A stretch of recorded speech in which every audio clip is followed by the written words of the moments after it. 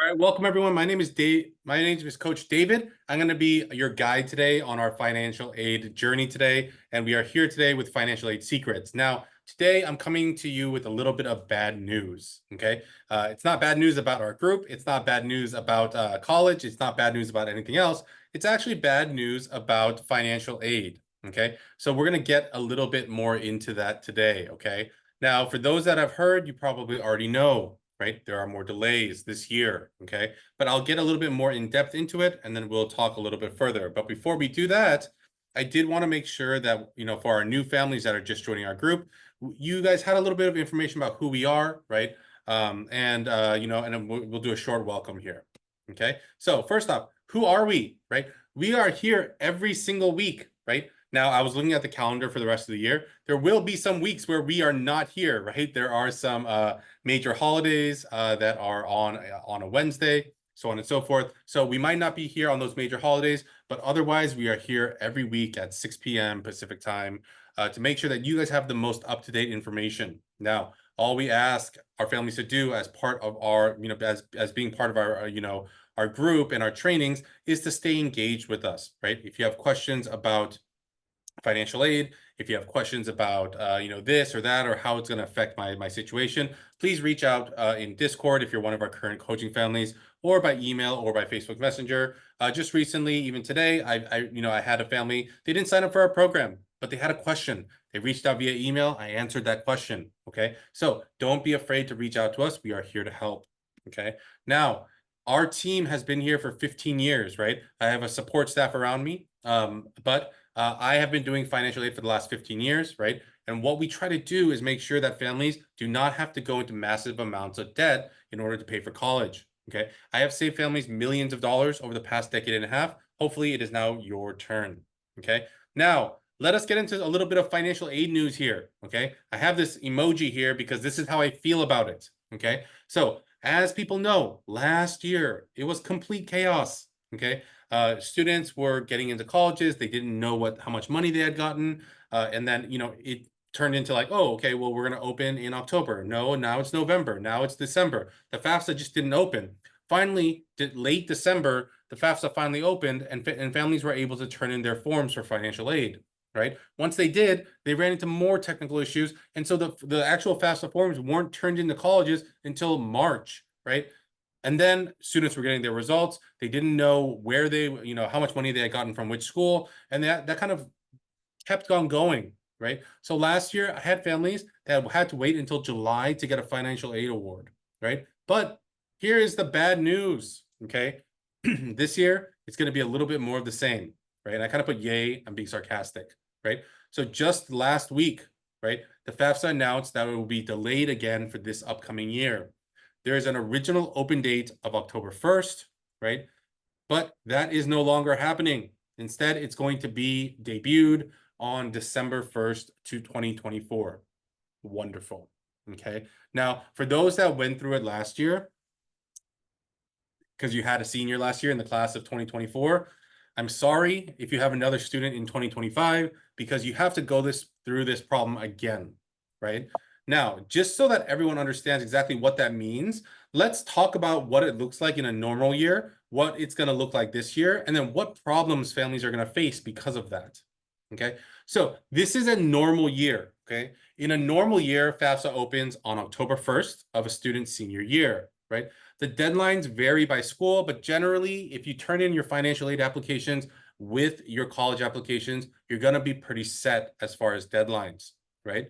If you apply early action, early decision, restrictive early action, single choice early action, you would get your admissions decision as well as your financial aid award at the same time, right? Generally speaking, the deadline for early processes is November 1st. So by the time you got your results sometime in mid to late December, you would already have your financial aid award as well if you turned in things on time, right? For regular decision schools, the decisions would come out in March or April, and you would also have your financial aid awards at that time. That's what it is supposed to look like, right? But let us talk about what's going to happen this year. This year is going to be a little bit different. So for your early schools, if you're playing early action, early decision, restrictive early action, single choice early action, You will not get your financial aid award when you get your admissions decision. Okay, so I put a quick example here. So let's say that you get your admissions decision, like, oh, let's say you applied to Columbia and by December 18th, they sent out your decision. You will not get your financial aid award.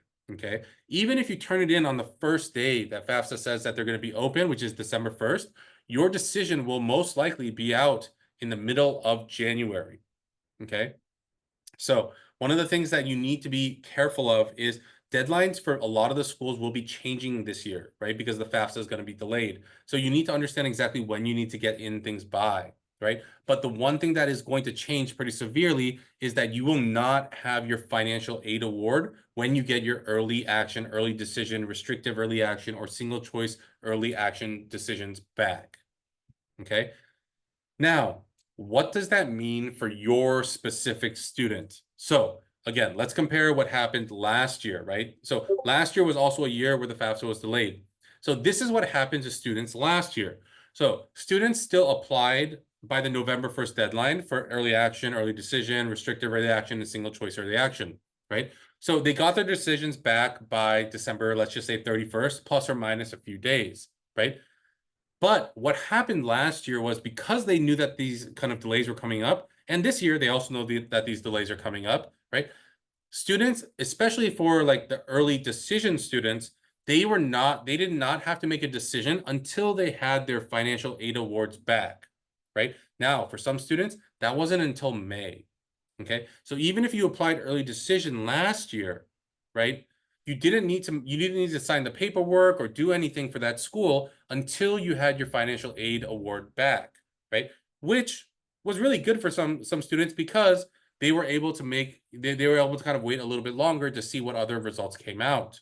Okay, now what do I think will happen this year? I think more of the same. But here's the thing: the colleges have the discretion. They always have their own discretion to kind of figure out, okay, what are we going to do for this current year? Now, the FAFSA has laid it out pretty simply for us that they're going to be late, right? So colleges most likely will do the same thing that they did last year. But one of the things that you have to think about is that there might be colleges that are a little bit sick of what the FAFSA is continuing to do every single year, right? Now, realistically, the federal government and the people making this website, they had 2 years to figure this out. They haven't been able to figure it out for 2 years, right? Now, I live in the Bay Area where a lot of tech companies are. I've even had parents say, oh my God, this is so ridiculous. Maybe a group of parents should reach out to the FAFSA and say, we'll figure this out for you, right? Realistically, they could probably do it a lot faster, but that's the way that bureaucracy works, right? So that is what the situation that we're going to be in. I hope that most schools are a little bit understanding again this year, and they say, hey, you know what? You got an early decision, but you don't have to make a decision until your financial aid comes in. Okay, that is what I'm hoping happens. Okay, now, one of the things that is going to happen this year is that a lot of people are going to get scared, right? Whenever something changes and is not the norm, a lot of people go into panic mode. But I want to make sure that you guys stay informed and you guys make informed decisions. But here are some of the things that you need to do, right? Many of the forms schools send out are based on the normal process or normal timing of financial aid. So they might say you have to make a decision within 3 days. Usually that is the normal timeline. If you get accepted early action, early decision, right? Early action, you have until May 1st to make a decision. But for early decision, they usually tell you that you have 72 hours to turn in your first deposit. Now, the schools, well, they don't really see why they need to change anything on their end. So they just leave that same wording there, right? But here's the thing. That doesn't really apply in the years where things are like totally off kilter, right? So the one thing I will say is do not make a decision without knowing the financial aid award for your student. Do not lock yourself into a situation that your family cannot afford, right? What you should be doing if you are applying early decision somewhere because your student has like a very, very specific college that they want to go to is call the office, let them know the situation. They're either going to give you another date that you have to turn in things by, or they're going to give you a waiver on the early admission contract so that you can have all the information before you decide. Now, if I didn't tell families this, a lot of what would happen is they would see that they have 72 hours, they would turn in their deposit, they would go ahead and withdraw all their other applications, And then what if the school came back and said, sorry, we're not going to give you anything. It is going to be $90,000 a year and your family is not able to afford that. Now you don't have any options. So in order to understand exactly what you're getting yourself into, make sure you do know what your financial aid award looks like before you make any commitments. Okay. All right. Now, before we get to our next part, a quick word from our sponsors. And our sponsors are College Admission Secrets. Okay. So one of the things that we always want to do is help our seniors, right? Now, unfortunately, our college application intensives are completely sold out. We cannot offer that to our outside families anymore, but what we can offer you is the college essay service for the class of 2025. If your student is procrastinating, right? And I mean, realistically, we have some students that are in our program that are procrastinating as well, right? But at least we are able to contact them, right? And tell them, hey, you need to get your butt in gear, right? But if your student is procrastinating, they haven't done anything all summer, and school is starting, well, for some students, already started or starting next week, and they have no direction in what they want to do with their essays, this is something that you absolutely need, right? So we can help your student get on track, finish their essays, right? So if you do have questions about our college essay service for the class of 2025, please text essay to 415-938-8721. Okay. Once again, that's essay to 415-938-8721. But let's get back to our training here. Okay. So the question is, for class of 2025 families, how are you supposed to prepare? Right now, I know that there's a bunch of 11th grade families in here. I don't know if you're like, if it's still summer for you, so you're still in 11th, or you're still thinking you're an 11th grader, or you're a rising 11th grader. But my hope is that for the class of 2026, they figure this situation out. But that's what I thought for this year, and then they didn't figure it out. So next year, I'm not 100% sure what's going to happen, but stay tuned. Right around this time next year, we're going to have some announcements as well. Okay. Now, the one thing that I want to tell parents to do is prepare early, right? So for our families that are within the financial aid EDGE program, right, we make sure that accounts are set up well in advance, right? So you can technically do this now, okay? So, but the one thing I will say is this: beware, right? Please, please, please, please, please, please, times 100, do not touch anything or fill anything out until you've had a conversation with us, okay? There may be areas of your tax return, of your family situation, that lend to us being able to do more for your situation than if you did it on your own, okay? So keep that in mind. Another part is that you can also start working on your CSS profile. That is already there and ready to be filled out, right? The one thing that I will say is this: there are a lot of families that I talk to at our college application intensives, at here or there during consultations, right, that still have not filed their 2023 taxes. I get it. Technically speaking, you still have another 2 months to file it. But is that 2 months really going to change anything for you? It's probably not. So one of the things that I tell parents is the year that your student is going to college, that tax return that is the most important for that student, which is the tax return that is 2 years before they're headed off to college. So for class of 2025, it's 2023 tax return. Please make sure you file it as soon as possible. Waiting for it, or like, I understand if there's complications and you have to wait something out, but generally speaking, why people push it? Well, they don't want to deal with it right now, right? But for the year that your kid's going off to college, it is important, right? Now, one of the pro tips or kind of like pieces of information that I'll give you is this, right? Last year, when we had all of these delays, one of the things that colleges did was that they said, oh, turn in your CSS profile, and we will use that to give you an initial financial aid award, right? But here's the problem. They did give initial financial aid awards, but nothing was finalized. Nothing was set in stone until the FAFSA got there in March, right? So nothing was final until that point. So again, that leaves families in a little bit of a lurch, right? Kind of like in limbo. It's like, well, they said they were going to give us this, but how are we sure that they are going to give it to us, right? So again, those are different pieces that you have to think about as we know that there's going to be delays coming up. Okay. Another thing, this is something I talked about last week, okay?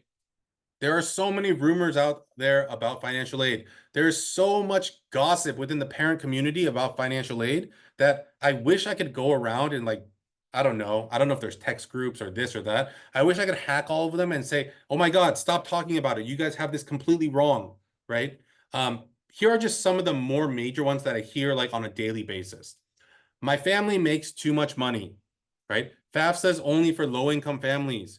If you own your home, you're not going to qualify, right? If you have assets, you're not going to qualify. If you make over $100,000, you're not going to qualify. If you have rental properties, you're not going to qualify, right? There's so many more, right? Now, I know my language is a little bit rough here, right? But these kind of rumors, it's all garbage, right? So take it, put it in the trash, put it in the recycle bin, whatever you want to do. These are not reasons why you're disqualified, right? And again, a lot of these are very subjective, right? The one I hear the most is we make a little bit too much, right? And I always joke about this. And I say, is there a Bentley in the driveway? Your kid driving around in a Ferrari, right? If that's the case, then your family probably does make too much, right? But if you're kind of like any other normal family around you, then and you think you make too much money, well then, you know what? That's good too because you're probably happy, right? It's very hard for, middle class Californians, right, and middle class Americans to say I have enough, right? But if you feel like you do, that's great. But for financial aid purposes, that too much kind of phrase is something that is often kind of misused, right? And because it is subjective, the best way to understand your situation is to talk to someone about it, right? The worst thing you can do with financial aid is not talk to someone, okay? Now, you shouldn't talk to your neighbor, right? We are here for consultations, and I will have that link later at the end of our presentation, right? Don't talk to other parents. Don't talk to your neighbor. Don't talk to this person. Don't talk to that person, right? Don't even talk to your financial guy because your financial guy hasn't done this before, right? But we have for the last 15 years, hundreds of students a year. Over the course of my 15 years, it's literally thousands that I've done, okay? So please talk to us. We can help you, right? And if not, and if you are one of those families that really makes too much money, then I can send you on your way with a couple, tips and tricks and pieces of advice that can help you, okay? Now, the final thing I want to talk about here today is understanding the deadlines and requirements, right? So with the delays this year, things are going to be changing very, very often. Some schools might say, oh, your deadline is December 15th. And then when the FAFSA says, oh, we're not going to be out until December 31st, they're going to say, oh, the new deadline is January 20th, right? So you need to make sure you understand the deadlines and requirements of each individual school. So hopefully what we're going to try to do during this process is every week, if there's new updates, I'm going to try to provide those for you, right? Now, obviously, I need to make the slides a little bit in advance. So please excuse me if I don't have the most 100% up-to-date information. Things change on a daily basis, right?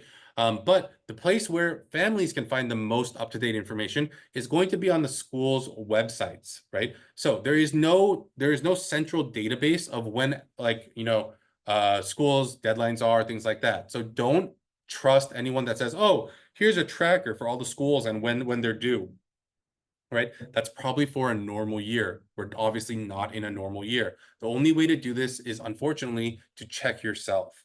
Okay, so if you're applying to USC and you're applying to Columbia and you're applying to Cornell and Harvard, you need to check every single website to make sure you have the most up-to-date information.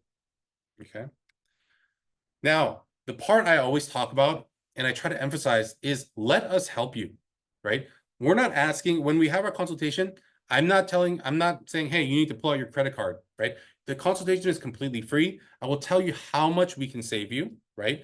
But in order for that to happen, a lot of our families, I have families as young as 7th, 8th grade, 6th grade signing up. I also have families that are, seniors right now, and they're still not signing up. But those families that are signing up early in 6th and 7th and 8th grade, they are preparing in a way that is going to set them up for success in the future, right? So we need to make sure that you understand what college expenses look like, how to save in the right way, right? How to maximize your financial aid. And most of all, you need to have someone on your side that can answer questions because there's so many things that happen.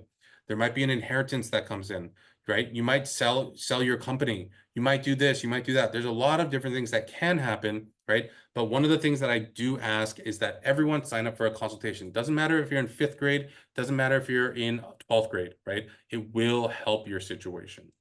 Okay. All right. So before we kind of get to the Q&A, I want to make sure that I send off the link into the chat. If you guys do have questions, please go ahead and sign up in the chat there. The link is there. Now, success stories, I do these ones every time. I'm going to change them up next week so you guys can get a different feel for different families that I've been able to help. But this family, their family made $280,000 a year, went to USC. I got them $60,000 a year, right? This family went to Carnegie Mellon, $350,000 a year. I got them just under $50K a year. Okay, so these are things that happen every year for us, right? It's not anything new. It might be something new that you haven't seen before, right? But if it is, then I feel like you should sign up for a consultation so that we can tell you how we can do the same thing for you. Okay, so once again, if you do have questions about our college essay service, please text essay to 415-938-8721. The link for the consultation is in the chat, right?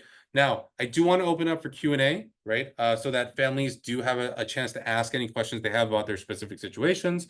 If it's a little bit too personal, I might ask you to, sign up for a consultation so we can talk about it further there. Okay, but thank you guys for spending a little time with me here today. But I will open up the Q&A now so that you guys can go ahead and ask the questions that you have. So either in the chat, if you're a little shy, you can go ahead and use the host and panelists only, so only I can see it. You can also send it to the Q&A as well. No one else can see it there. I don't use any names so that we can make sure that we keep your information confidential. Okay, so I'll kind of stick around for questions. If you guys do have them, make sure to put them in.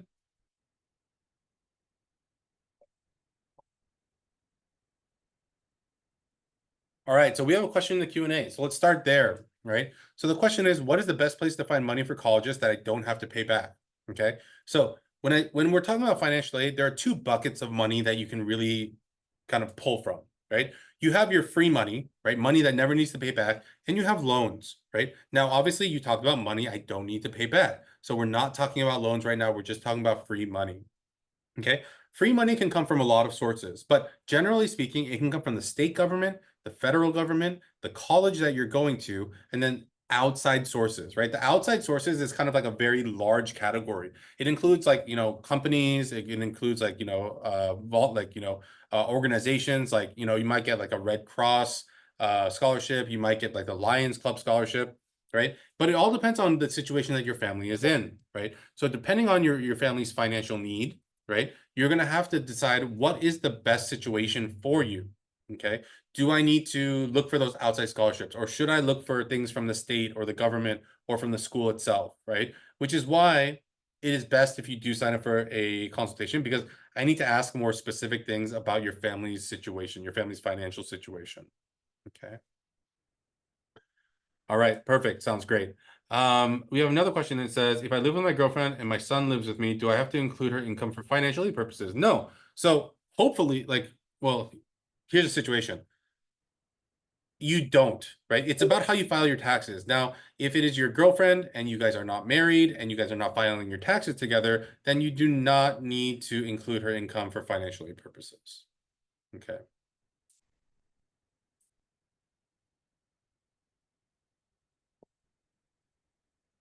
Okay. So I have another question about kind of the link. So it is in the chat. So let me put it in one more time. So we'll go ahead and do that there. So we have another question that says, what is the advantage of staying in state? UC Regent Scholarship is not as generous as Bright Future Scholarship in Florida and Georgia. Are some merit scholarships for academic achievement conditional, such as for athletes? So this is a multi-layered question, right? So the advantage of staying in state versus going out of state is that if you go out of state, you need to pay 300% of the tuition, so 3 times the tuition, right? So just generally speaking, right, if you're a California resident, because I'm in California, right, and you are in state, your tuition at a UC is about $15,000 a year. If you're coming from New York to come to California to go to a UC, the tuition is $45,000, right? So that's the biggest advantage, right?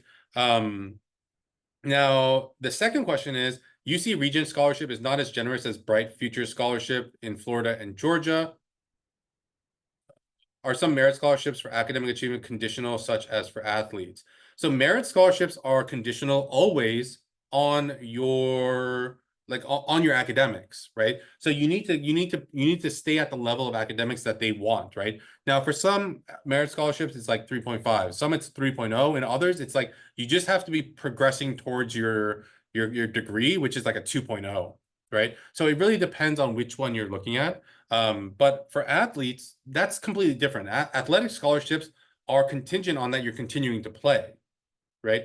Merit scholarships, they are obviously, they have that kind of like GPA kind of, they're going to have like a GPA requirement that you hit, right? Now, the one thing that I say about kind of like those merit scholarships is that families, you need to think that they do not exist, right? And why do I say that? And it's because of this, right? The UC Regents Scholarship is given out to students every single year in the freshman class that are in kind of like that top echelon of students that are applying to that school, right? So I will use UC Berkeley since it is the closest UC to me, right?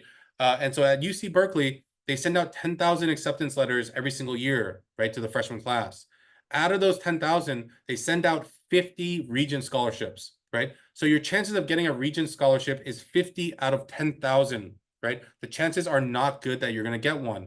And even if you do get one, the range that it can be is anywhere between $2,000 and $20,000, depending on where your family is on that kind of sliding scale of the people that had got it, right? So just an example, let's say that you made $5 a year, right? And everyone else that got the Regent Scholarship made $6 a year. Everyone is above your income level, so you would get $20,000, right? But let's say it was the opposite. Let's say that you made $6 a year and everyone else made $5,000 a year. That means on the sliding scale, you were the highest, so your family would only get $2,000. Okay. So just wanted to make that kind of clear there. So hopefully that answered your question. Okay. So we have another question that says, around what month will you hear back from the FAFSA on how much aid you get? So the whole thing about today was that there's a delay. Okay. The real answer to this question is, I don't know, right?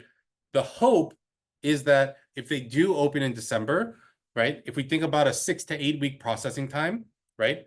Then you should know by hopefully, let's see, all of December. So hopefully you know by basically February 1st, right? That is the hope. But as if last year is any indication, I am not hopeful. Okay. I'm sorry, I'm a little pessimistic about it because I went through it last year.